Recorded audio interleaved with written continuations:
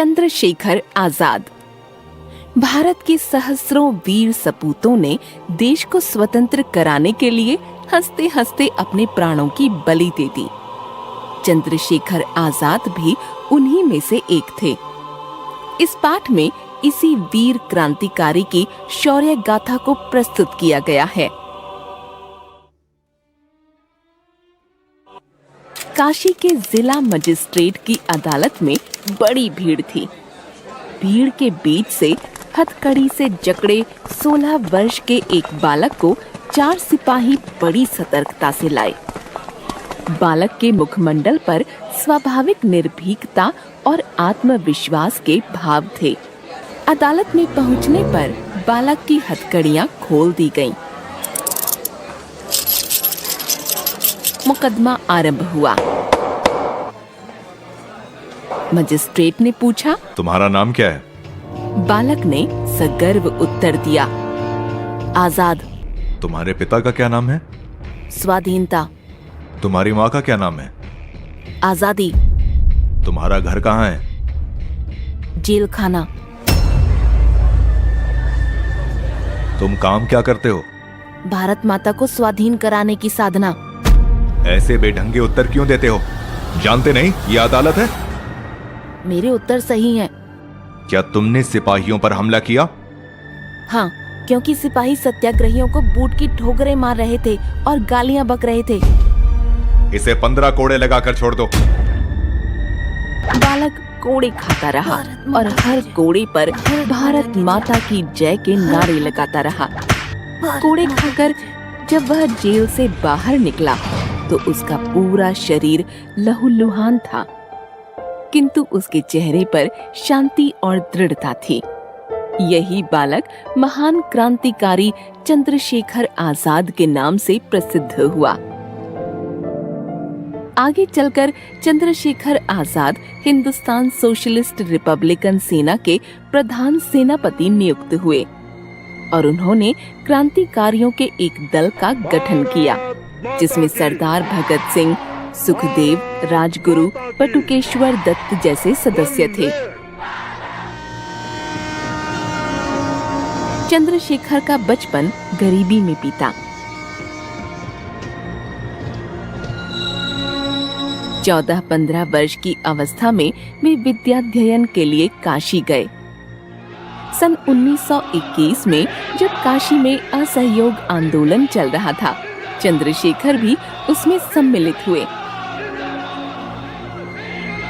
महात्मा गांधी पर उनकी अपार श्रद्धा थी, परंतु अत्याचारों को चुपचाप सहना उनके युवा मन ने स्वीकार नहीं किया।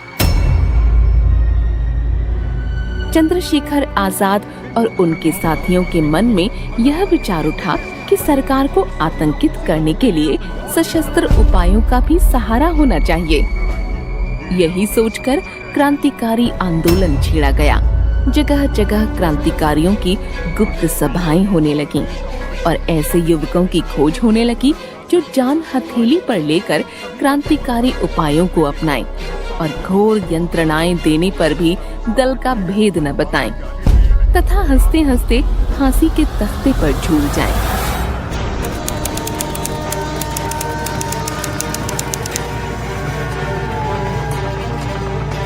दल के पास संगठन के लिए रुपये नहीं थे, अतः 9 अगस्त 1925 को काकोरी के पास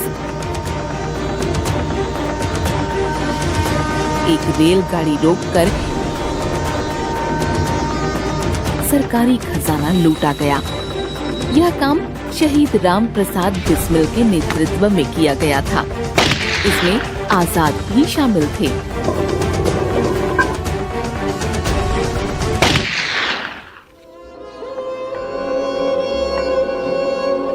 इस डकैती के सिलसिले में बहुत से क्रांतिकारी पकड़े गए। उन पर केस चला और राजेंद्र लाहिड़ी को फांसी की सजा हुई। वे हंसते हंसते यह गीत गाते हुए फांसी के तख्ते पर चढ़ गए। सरफरोशी की तमन्ना अब हमारे दिल में है, देखना है जोर कितना बाजुए कातिल में है। चंद्रशेखर आजाद पुलिस के हाथ न लगे। उनको पकड़ने के लिए बड़े बड़े इनाम घोषित किए गए। स्थान स्थान पर उनके फोटो चिपकाए गए, परंतु पुलिस उन्हें गिरफ्तार न कर सकी। कारण यह था कि वे किसी जंगल या पहाड़ी पर छिपकर नहीं रहते थे। वे वेश और नाम बदलकर जगह जगह घूमते थे। कई बार उनका सामना ऐसे गुप्तचरों से भी हुआ जो उन्हें पकड़ने की फिराक में थे। आजाद उनके साथ अपने को ही पकड़वाने के उपायों पर बातचीत कर चले जाते थे।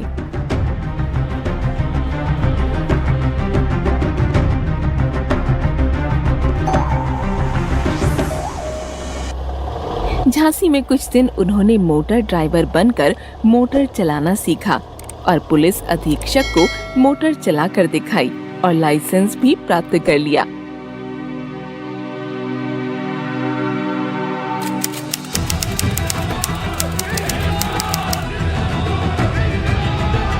साइमन कमीशन का विरोध करते हुए पंजाब केसरी लाला लाजपत राय को पुलिस ने लाठियों से बुरी तरह पीटा था। लाहौर के पुलिस उपाधीक्षक सैंडर्स के दिए आदेश के कारण लालाजी लाठी चार्ज में घायल हुए थे। इस कारण कुछ दिनों पश्चात उनकी मृत्यु हो गई। सारा राष्ट्र इससे क्षुब्ध हो गया था। क्रांतिकारी दल ने आजाद और भगत सिंह के नेतृत्व में इसका बदला लेने का निश्चय किया।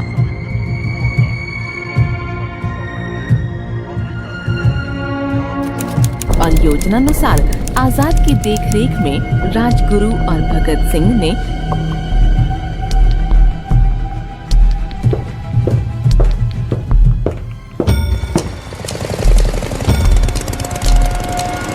सैंडर्स को गोलियों से भून दिया।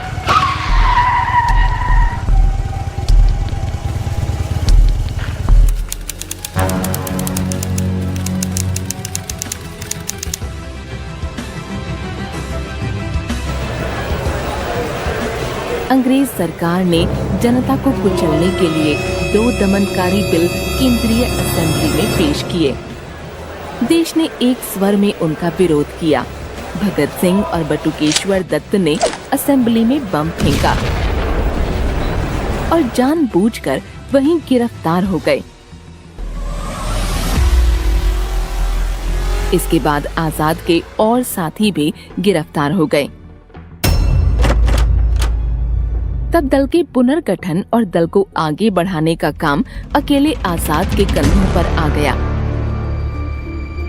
इसी कार्य के लिए उन्हें प्रयाग जाना पड़ा। प्रयाग में एक दिन वे एल्फ्रेड पार्क में बैठे हुए थे।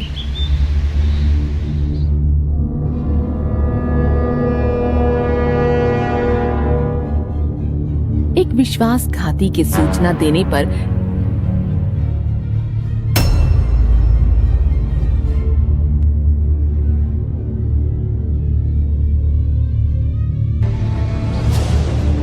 एकाएक पुलिस का एक बड़ा दल वहां आ पहुंचा।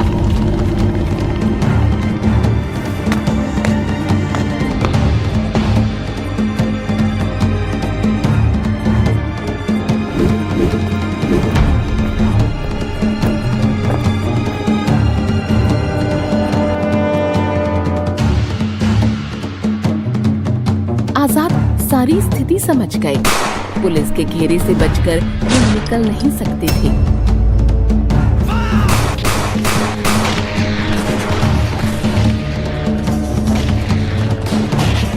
अतः वे एक विशाल वृक्ष की आड़ में छिपकर पुलिस पर गोलियां चलाने लगे।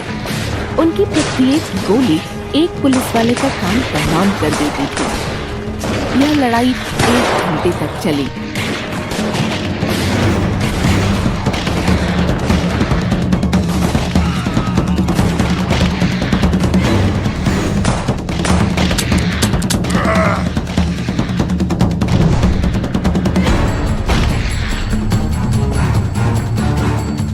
जब उनके पास सिर्फ एक गोली बची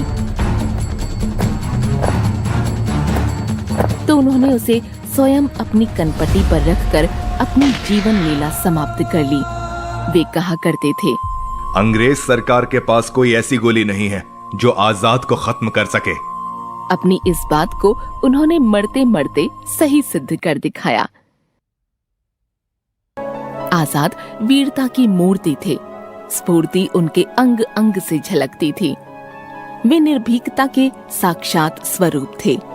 राष्ट्र ने उनके प्रति अपनी कृतज्ञता व्यक्त करने के लिए उनकी एक मूर्ति उसी स्थान पर स्थापित की है जहां वे वीर गति को प्राप्त हुए थे। उसी के निकट आजाद पुस्तकालय है, जहां भारत माता की स्वाधीनता के लिए फांसी पर झूलने वाले उनके साथियों की जीवन गाथाएं सुरक्षित हैं।